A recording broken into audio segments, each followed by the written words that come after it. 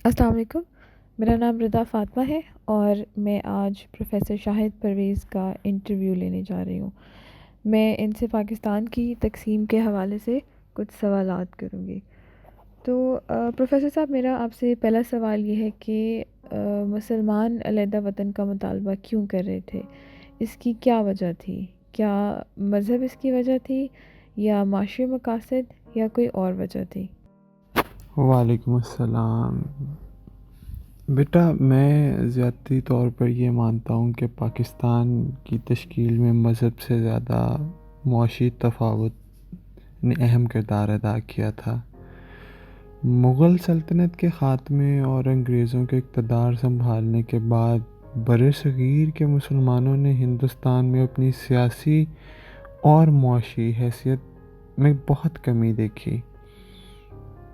1857 के अज़ीम हिंदुस्तानी रेबेलियन को बरतानवी बड़े पैमाने पर एक मुस्लिम बगावत के तौर पर समझा जाता था, और इसके नतीजे में वो अपनी साबका हैसियत से मज़ीद महरूम हो गए।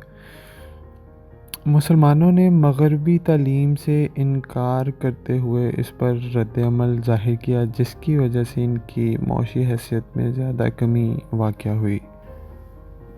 बेटा, बरसग़ीर की मशरक़ी और मग़रबी सरहदों में मुस्लिम अक्सरियती सूबों को बम्बई, मदारिस और वस्ती हिंदुस्तान के सनती मराकज़ से बड़े पैमाने पर ग़रीब कर दिया गया था। दूसरी बात ये कि कांग्रेस ने हमेशा हुकूमत में अलहदा इंतख़ाबी हलकों और मुस्लिम तहफ़्फ़ुज़ात के मुतालबे को मुस्तरद कर दिया। इस खौफ के बायस बने मुसलमान, जिन्होंने आबादी का 1/4 हिस्सा बनाया, वो हमेशा मरकज़ में हिंदू अक्सरियती हुकूमत के रहम करम पर रहे। मग़रबी जमहूरी रियासतों की एक मज़बूत मरकज़ी हुकूमत के इस ख़याल को हिंदुस्तान पर महज़ लागू नहीं किया जा सका।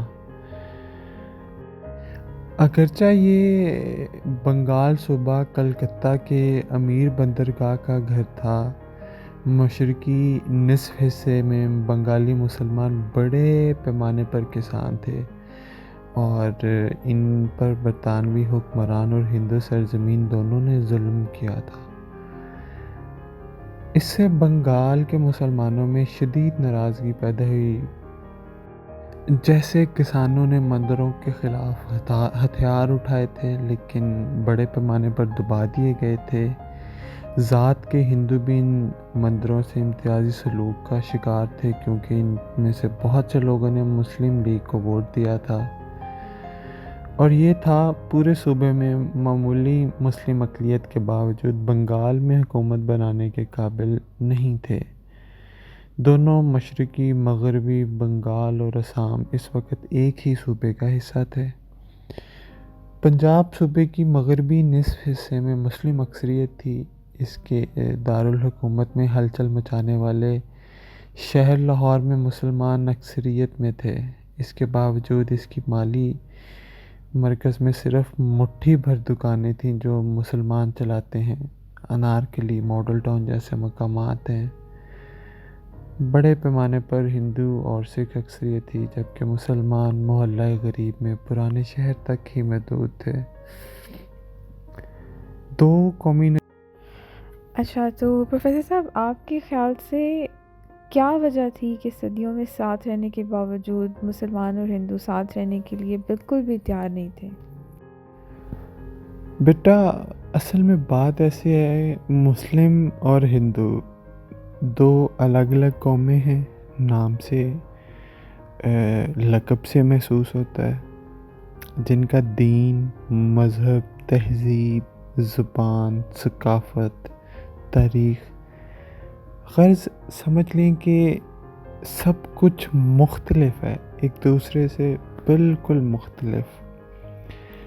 करोड़ों मुसलमानों को अक़लियत करार देकर हमेशा के लिए हिंदू ग़ुलामी में दे दिया गया था। ये हिंदुस्तान में मुसलमानों की मुकम्मल तबाही थी। लिहाजा मुसलमानों को हिंदुस्तान की तक़सीम اور مسلم اکثریت کے علاقوں میں ایک ایسی ریاست کے حصول کے لیے کوشش کرنی تھی جہاں وہ اپنے اسلام کے بنیادی اصولوں کے مطابق قرآن و سنت کی روشنی میں اپنی زندگیاں گزار سکتے، اور عالم کے لیے ایک مثال بنتے۔ دو قومی نظریہ بس اسے ہی کہا جاتا ہے۔ مطلب آپ یہ دیکھیں بیٹا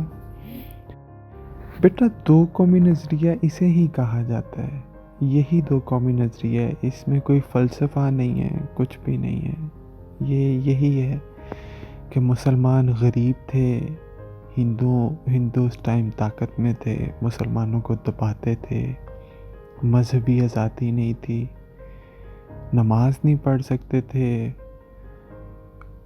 غلامی کا دور تھا، تو ہر مسلمان کی تب یہی کوشش تھی کہ وہ ایک الگ ملک، ایک الگ اسلامی ریاست میں اپنی زندگی گزار سکے، جہاں پہ وہ اپنے اصولوں کے مطابق، اپنے اسلامی اصولوں کے مطابق سکون کی زندگی بسر کر سکے، اپنے رب کے حضور نماز پڑھ سکے، اپنی عیدیں اچھی گزار سکیں۔ ایک بات بتاؤں تو جہاں تک مجھے یاد آتا ہے، میرے بڑے مجھے بتاتے ہوتے تھے کہ عید کے تہوار ہوتے تھے، کوئی بھی اسلامی تہوار آتا تھا، عید میلاد النبی آتا تھا، بڑی عید الفطر، عید الاضحیٰ،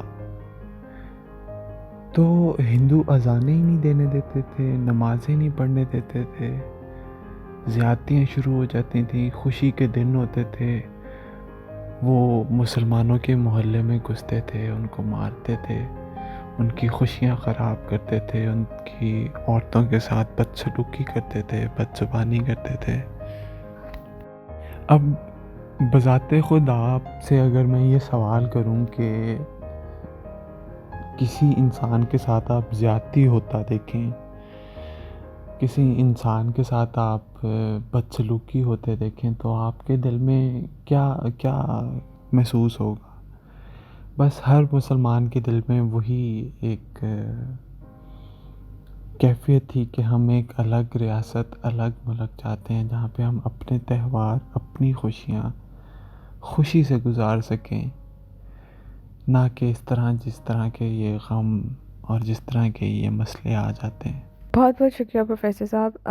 ایک آخری سوال آپ سے کرنا تھا کہ آپ کے خیال سے دو قومی نظریے کا پاکستان کے بننے سے کیا تعلق تھا؟ کیونکہ سننے میں آتا ہے کہ بہت سے لوگ یہ رائے رکھتے ہیں کہ دو قومی نظریے کا پاکستان سے کوئی تعلق نہیں ہے۔ آپ کیا کہنا چاہیں گے اس بارے میں؟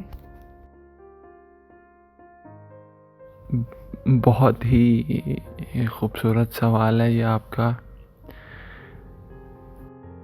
بیٹا۔ امن اس دنیا کی کہ ہر انسان کی سب سے بڑی ضرورت ہے، سکون زندگی میں۔